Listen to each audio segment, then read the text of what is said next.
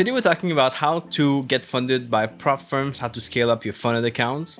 Well, I was just going back to my old trainings we've done for our paid students inside of our Ultimate Prop Firm Trading program right over here. It's a program where we teach people how to get funded with these prop firms or kind of funded accounts and how they can scale these up to a decent amount and make a good living from them. And this is a training where Michael Toma, one of our coaches in the program, teaches about 4 or 5 things you can do to pass prop firm challenges. Honestly, there's some things that people don't talk about much online, so I thought this would be useful for you guys here on YouTube. Hope you'll get some value out of it, and let me know in the comment section your favorite advice from this training. I'm curious to hear. Alright, let's dive right in. One of the questions that came up and continuously comes up is, what do I need to pass the challenge? See, winning trades would be a logical, answer, but when you have a certain time frame and you have a certain win rate, but what if I just have 5 trades? I can't find good trades. And that seems to be somewhat of a dilemma. But so we'll explore that a little more rather than me just babble about it. We'll present this and talk about some of the key things that really are some of the things I think some of the ones taking the challenge are missing a key element. So, without the tease, we'll get right into it. And Alex, if you have that, the first slide, great. What I want to talk about here is, me, I'm a compliance guy. And most of the time when people talk to me about, the challenge and what did I do, the first thing I go to is compliance. Did you execute your plan effectively or accordingly? Right? It could be Markham randomness. There's so many things that can happen. But the key thing, and this is sort of that tease, addressing the answer to that tease I did in the Slack channel earlier in the week, is not compliance per se. It's profit factor. And I put that number 1. It's what's your average net win per trade? Because obviously you have to have net winning trades to pass a challenge, right? If you have net losing trades, obviously there's something we need to work on. But what's your net average profitable trade per trade? And that will derive how many trades you need. Because what I find is everybody's looking for this perfect setup, or I look at these journals and actually you had pretty good trades. It's just you didn't have enough of them. Okay. So, the question relies on how many trades do I need? Let's do the math and figure this out. Okay. Because what I found is a lot of traders, contrary to what I find in the prop world, is you don't trade too much. You almost trade too little. Okay. You need those occurrences. So profit factor. It's if you have, for example, a 1.50 profit factor, and most platforms, when you do your KPIs and stuff, will have a profit factor component to your results page. Okay, and even if you don't, we'll do the math right here. So say you have a 1.50 profit factor, and just say you have a $10,000 goal. So you have a $100,000 challenge. You're taking a 10,000 goal, and again, 10,000 challenge, $1,000 goal. If you have 20 trades with an average gain of $500 per trade, you'll reach your goal. This is very simple math. You don't need a mastermind to tell you that. However, the profit factor is something that when we talk about how to pass the challenge, we don't hear too much about. And maybe it's our fault on our end as well. That's why we're here today. So I did pretty well, but how many trades do I need?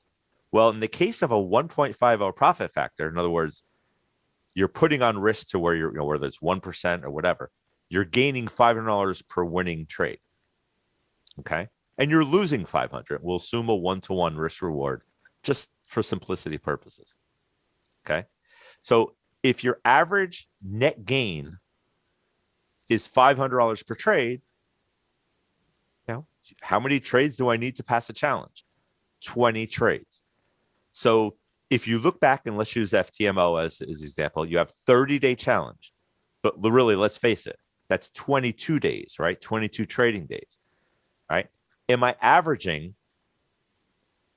if I have a profit factor of 1.50, which is maybe tough for a lot of people, including myself, by the way, do I have enough trades or occurrences that average $500 net gain per trade? So remember, it's not just $500 win then I have a $500 loss, a $500 win, a $500 loss.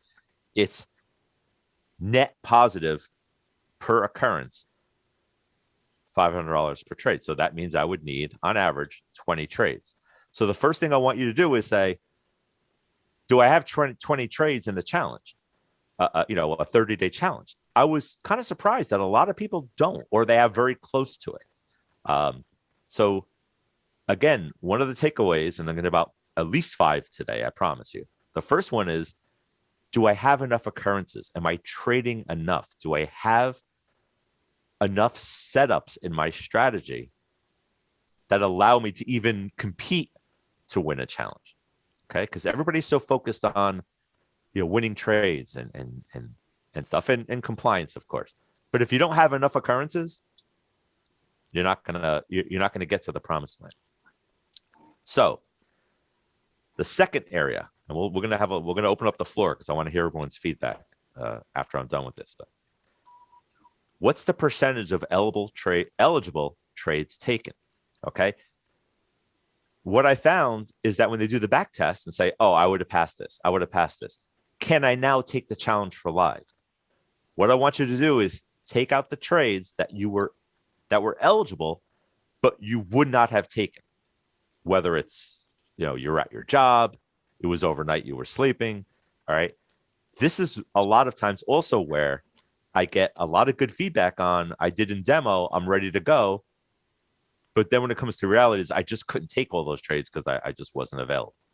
Okay. And it wasn't about fear or anything like that. It was just I wasn't available. Okay. This is where an algo comes into play, but we'll talk about the solutions for each one of these. Okay. Number 3. Hopefully everybody's with me so far. I can't do a mastermind without talking about compliance, right? So can I win a challenge without being compliant? In other words, can my profit factor be there and just get lucky? Absolutely. In fact, in the shorter time frame challenges, luck can play a very big role. Okay. The market often accommodates luck in a short time frame. But once you have a number of trades, a bigger sample size, the luck sort of gets, eventually you have bad luck, good luck, and it kind of dilutes itself. But in any week, some of the best trading weeks I've had were where there was lucky trades. Right?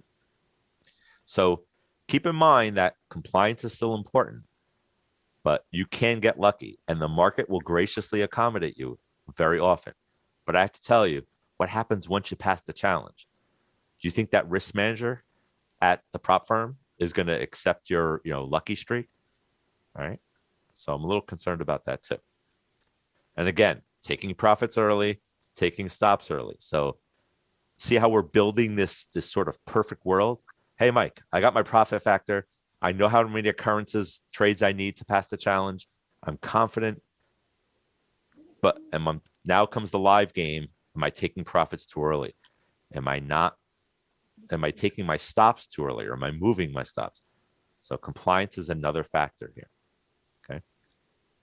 And the last one I threw in there is I call it the market accommodation rate. Okay.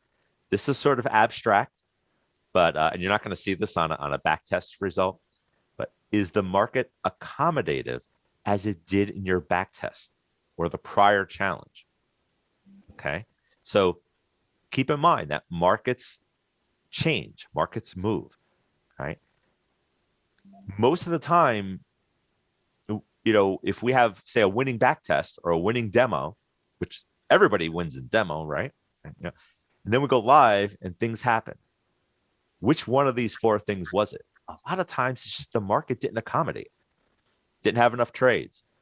The market, the volatility slowed down, it didn't hit my targets, or little things like that. Can we control that? Not really. I mean, that's one of the abstract things where I look at and say, look, the market just slowed down when you took the challenge. Just things happen. All right. So take it again. You deserve a second chance on that. And you were good with everything else. But can you control that? Can you have a say and say, well, the market won't accommodate me here. And it always never seems to accommodate you during a live challenge. But can I do something about that? we often blame the markets. Markets have been slow. They're choppy. And I'm a trend-based trader. So it is what it is. Okay. And by the way, that's why we encourage you to take the challenge where you may not pass the challenge, but you'll be able to take a retake for free. This market accommodation kind of allows you to do that. But can we control that? All right. So we'll go to the next slide, Alex, and we'll talk about some of the solutions here. So what's the solution for, and I don't want to say the excuse, but saying, the market didn't accommodate me. Well, why? Because I have a trend-based strategy and the markets were really like just slowed down and very choppy. Very true. Very possible. But wait a second. How can we get that trade count up to the number of occurrences that will allow you to pass? All right. Maybe you have a low profit factor, but it's still positive, but you need more trades. How about adding another strategy? I did a rough test going through my one-on-ones and Slack chats and things like that, where really most of us just have one strategy that they move to the challenge and they sort of go for it. You're basically taking a 50-50 shot that the market's going to accommodate. All right. So what's one of the solutions? Not start digging for trades that don't meet your requirements, because now you have a compliance problem. Have multiple strategies, right? Have a trend-based and maybe a sort of reversion or a chop-based, something like that. The second solution, this is a big one, and I'm really, we've been doing this close to a year now. I'm really moving into this camp. The 30-day challenge is a crapshoot. I mean, it's just, there's so much luck involved. The market has to accommodate, and there's so many things can happen from demo to live. It's kind of a crapshoot. All right. And it's sort of like a contest in a sense. And quite honestly, one of the things I'm always looking for is when people are ready to pass the challenge or they're looking good. I'm already thinking, what happens when they go live and they get their 100,000 or whatever it is from the firm? Now, how are they going to handle that? All right. It's not a game anymore. So that's a little concerning. One of the solutions, again, these are all good takeaways, extend the challenge. And I've noticed some people who have taken the 30-day challenges are now much more open to taking the 6-month challenges, which is good. I'm glad that we're sort of nudging you in that direction. Okay. And the last solution is, and this is sort of like my, little public service announcement too. And I'll just say it again. Our role and your role as a trading professional is to prepare for the challenge. And then once the challenge starts, you are simply executing a plan. But we still get that I'm down 5%. I got 10 days, the help call. Okay. The planning starts before the pre-challenge. No changes really are to be made within the challenge. Again, though, if you're trading multiple strategies, maybe it's hey, the markets aren't trending, I'm going to use the reversion, whatever it is, that's fine. But executing your plan. And I've been very direct with not helping people mid-challenge. I just, all the one-on-ones happen before that. My response is simple: trade your plan. Okay. We want to prepare you for the challenge so you can execute it properly. All right. But these help calls are kind of a little ridiculous. And quite honestly, I just, one of the things about being a coach is, as opposed to a teacher, is a coach is someone who kind of has to stick his nose out on a limb, and at the risk of maybe offending some. But our job as a coach is tell it like it is, and it's kind of newbie in a sense, and in the sense that we're like, what do I do? Help! Make the compliance commitment, and we'll guide you to do that. And when you don't pass the challenge, because there's no such thing as failure, you don't pass it, that's muscle building. And I've seen some examples, particularly in the last month, where it's some really good, didn't work out, but they've learned, they have self-identified their issues, and now they're, ready to take it. And I'm totally for it. That's fantastic. Right. Stop music. But build that muscle to do that. So to wrap this kind of topic up, and I want to definitely hear your experiences, not just with trade size, but or quantity, but just your experiences in general. Is think about the profit factor. What is that? Have that handy in your when you did your demo. Which trades would I actually realistically have been able to take in a live environment? All right. And consider that an algo may be one of the solutions, which I don't have on here, to that problem. All right. Use of multiple strategies. I think it's not absolutely necessary, kind of important. The shorter term challenges, probably you can get away with one strategy and just go for it and hope the market just accommodates. Okay. But if you don't pass a challenge, but you get a free retake because the market doesn't accommodate, that's fine. I mean, keep it going. Even when you go live into trading prop firm money, most prop firm risk managers will have no problem with that, like, not accommodating. And once you'll develop different strategies that will be able to accommodate more in different market conditions. Okay. And then the third one, I mean, the compliance thing will always be a part of that, right? Just follow the plan, go for it.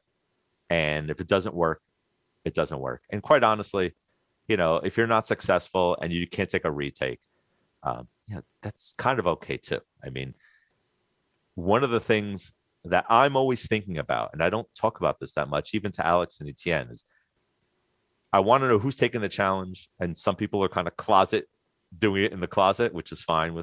That's fine. They don't kind of let it publicly know. But as soon as they start doing okay, I'm already thinking, all right, I'm a prop firm risk manager. Like, is this strategy, is this style going to be accommodative? Are they going to have to learn something new? So I'm kind of already thinking about that. This is sort of like that dress rehearsal for the real job, as opposed to just like, this is the thing I need to do. Well, it's just really a step, towards a much bigger goal. So compliance, obviously, is the key to that. So profit factor, consider multiple strategies. I want to hear your feedback on that. I know it's a shaky thing for those who just like are married to one strategy. Extend that challenge duration. All right.